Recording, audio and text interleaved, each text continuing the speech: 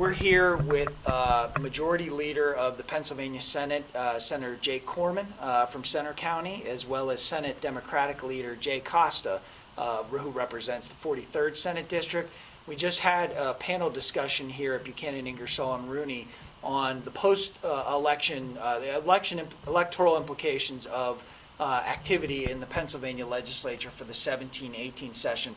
Just wanted to ask a few questions.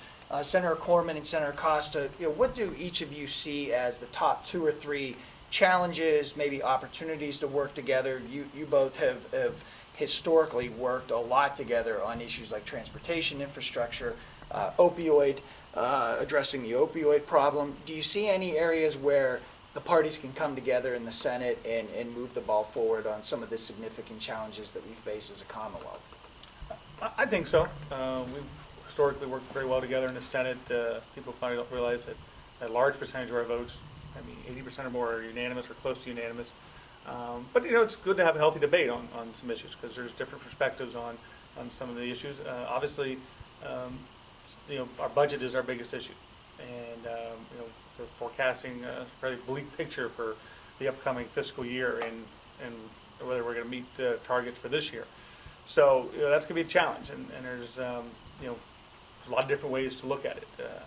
Whether you're looking to reduce costs, to be more efficient, whether you're looking to add revenue, try to grow the base of revenue providers. So that's all going to be in the picture for discussion. It's I'm sure we still have divided government in Harrisburg with a Democratic governor and a Republican legislature, so we'll have to work in a bipartisan way to get it accomplished.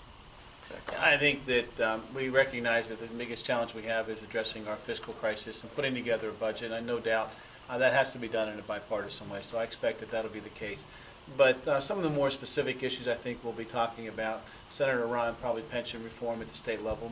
If we get that done early enough, maybe blend into municipal pension reform. I think you're going to continue to see a good bipartisan, bicameral conversation and passage of legislation along the lines of opioids and trying to address that crisis. So those are just a handful of things we'll talk about.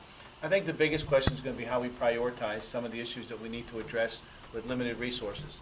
In the past, we've always had a high focus on making investments in education, for example, and we've done a lot of that. I think now there might be some reprioritization along those lines of what are some of the other areas that we may need to talk about. Things like human service programming, things like job growth and job creation, investments in our communities to do, given the limited resource we're going to have, how we best deploy those assets. I think that'll be a lot of the conversations as we go forward. One of the issues that I at least heard a lot in the discussion that we just had where there might be bipartisan agreement is workforce development and addressing some of the challenges we have there and maybe aligning the workforce development programs in a way that better meets employer demands in areas like energy, infrastructure, the high demand growth areas that we know exist. Do each of you see that as a potential area where the parties can come together, whether it's working with our community colleges, our career and technical schools, our building trades to align the programs that they have with those high demand occupations? I do. Obviously, it takes resources, and that's why getting our fiscal house in order is the first priority. Pennsylvania has, without question, some of the greatest educational institutions in the world, not just in the country. We're in the shadows here of University of Pittsburgh, Carnegie Mellon. I represent Penn State University. And I know that's higher ed, more 4-year degree, but all workforce takes some sort of skill now. The days of a hard back and a strong back and a good work ethic are gone to be able to just get a job. You really need to have a skill or an education. And marrying up our educational institutions, whether they be the higher education level or technical level community college, with our private sector is extremely important because we don't need to be creating workers in areas that are not jobs. We need to be marrying those two together. And I've long thought that we don't really take advantage of the benefit of these educational institutions that we have here in the Commonwealth.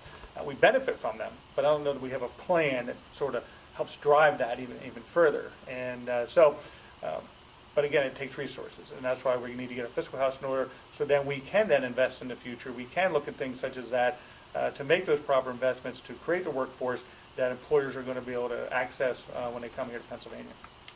And I agree with everything Senator Corman has said. I think at the end of the day, we have no choice but to be able to do that as we go forward, given where we see our projections going with respect to our revenue and the fiscal status of the Commonwealth. So we have to take advantage of those opportunities when we have them there.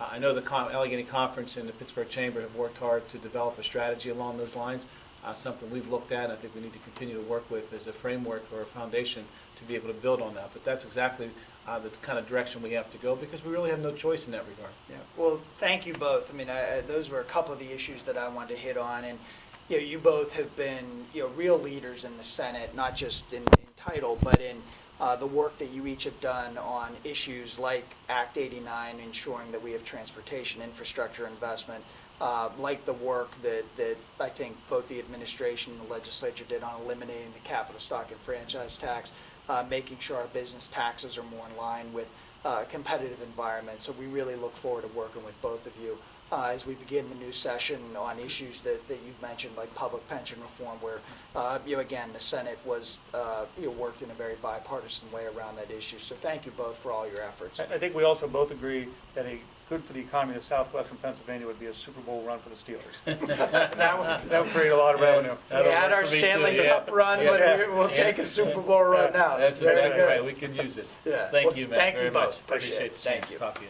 Thanks.